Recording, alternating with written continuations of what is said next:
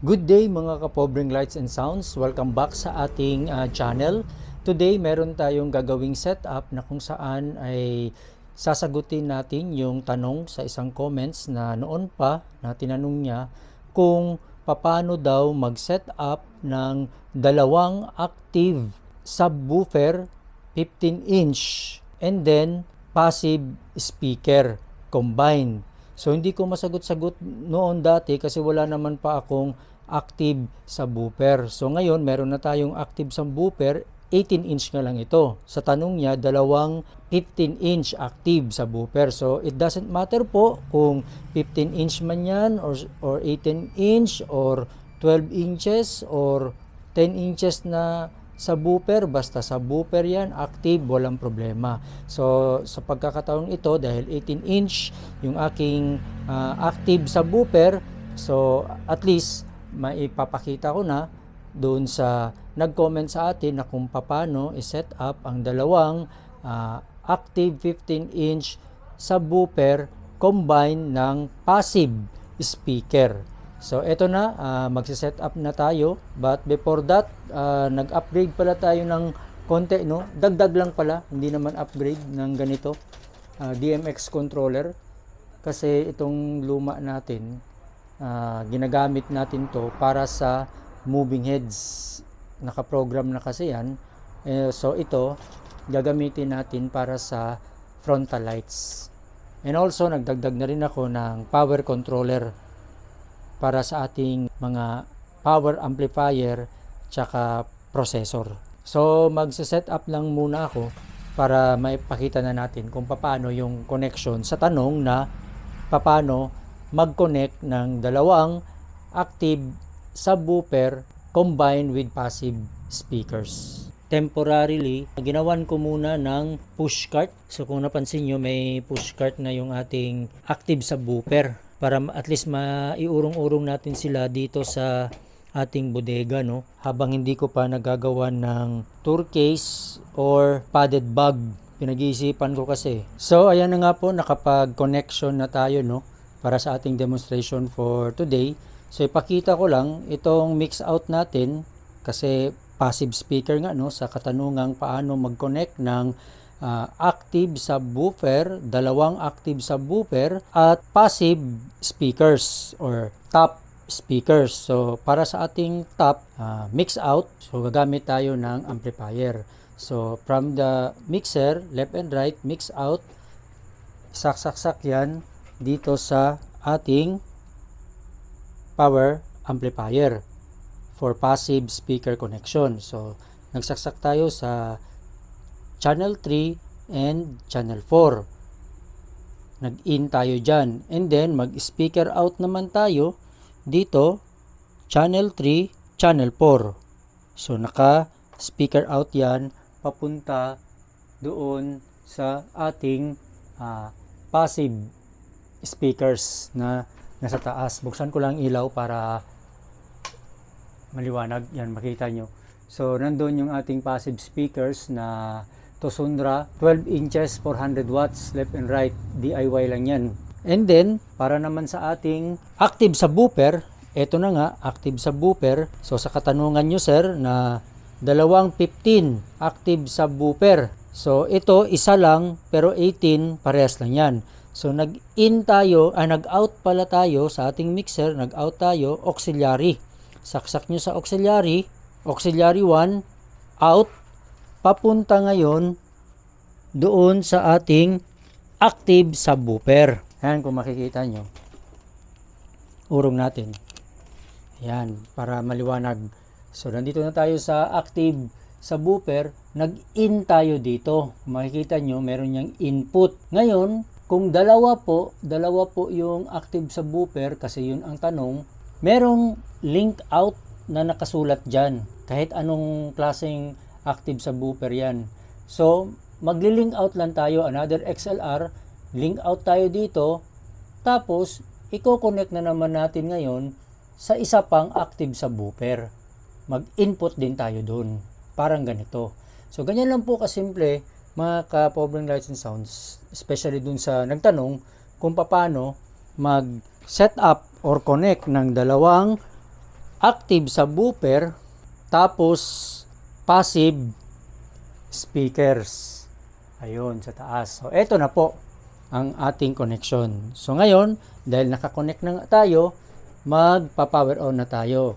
So, ito na yung sinasabi kong bagong bili natin na power controller na nilagay ko dito sa ating mini power rack. So, napakataas ng kuryente ngayon, 244. Yung isa kong ganito, nilagay ko sa ating Pro case sa mga wireless microphone. Alright, magpa-power tayo? Power on natin lahat. Yan. On natin lahat. So, pag naka-on na, on natin yung mixer. Yan. Umilaw. And then, punta tayo sa likuran para sa amplifiers. On natin ang ating subwoofer. Power on. So, yan. Umilaw. So, naka-on na po ang ating active subwoofer. And then, yung ating power amplifier para sa passive speakers. So, yan. Nag-on na rin ang ating power amp. So, ayan po mga ka-Pobring Lights and Sounds. Nakakonect na tayo lahat-lahat. Ito na rin yung ating laptop para for music source, no? So, nagsaksak tayo dito para sa laptop. So, ready to go na to. Magpa-soundcheck na tayo. So, unahin muna natin yung ating passive speakers doon sa taas. Patunugin natin. So, naka-off lang ang ating subwoofer. So, try natin magpa-soundcheck.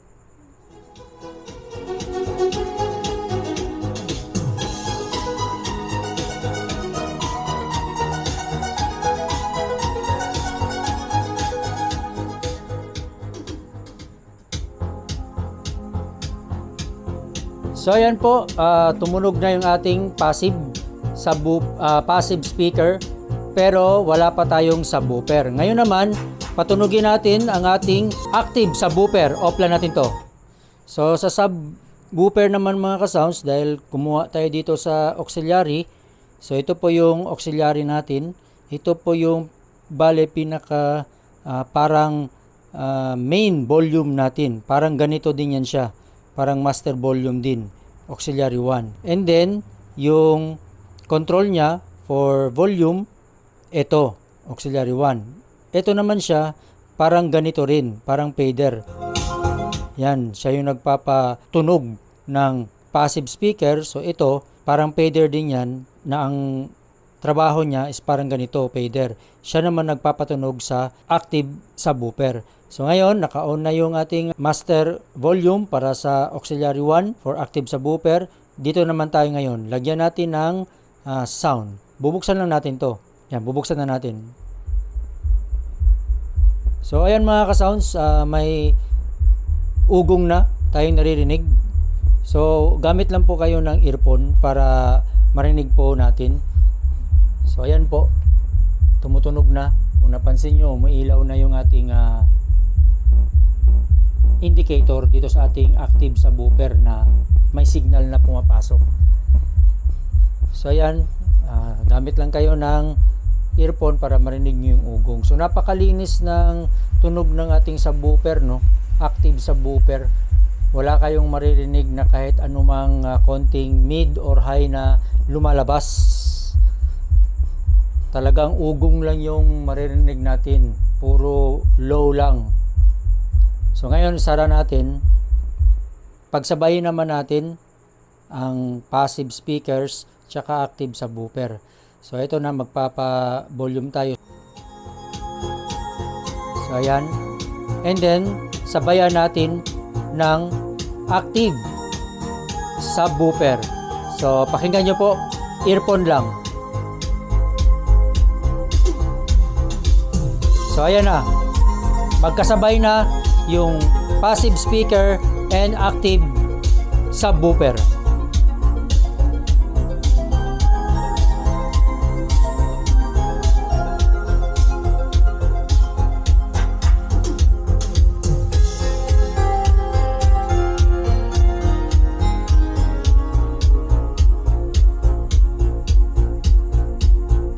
Ngayon, papatayin ko ang passive speaker ha. So yung active subwoofer lang ang tumutunog mga ka-sounds. puro ugong lang ang lumalabas. Bug, bug, bug, bug, ganun lang. So, use earphones lang po. So, ngayon, papaanda rin natin yung passive speakers.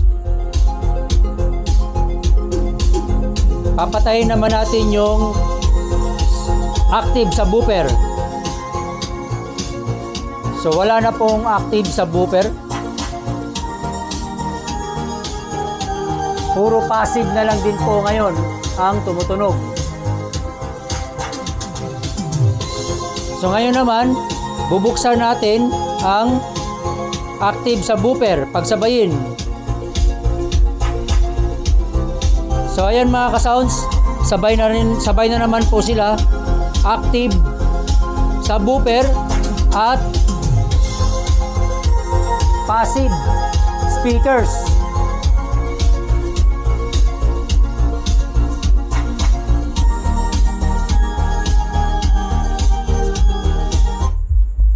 So ayan na po mga Pobring Lights and Sounds na ipakita na natin, especially dun sa nag-comment no, kung paano mag-connect ng active subwoofer and passive speakers. So recap lang, itong sa mix out for passive speakers, mag-i-input po yan dito sa ating amplifier na kung saan nag-input siya dito sa channel 3 and 4 ko nilagay kasi 4-in-1 power class D amplifier po ang gamit natin. And then, speaker out 3, channel 3 and channel 4 din, mag-speaker out din siya papuntang passive speaker.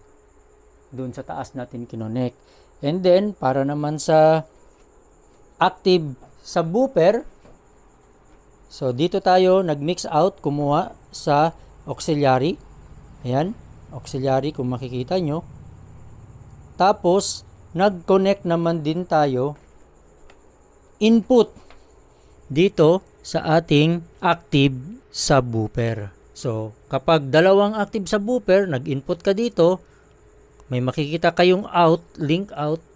So, dito sa link out, dun nyo naman i-connect yan sa isa pang active subwoofer. Ganyan lang po ang pag-connect ng active subwoofer at passive speaker combine. So sana ay maliwanag ang ating pag-explain. Comment na lang po kayo sa comment section kung meron pa kayong mga tanong na hindi nyo naintindihan. Thank you so much for watching. God bless po and to God be the glory.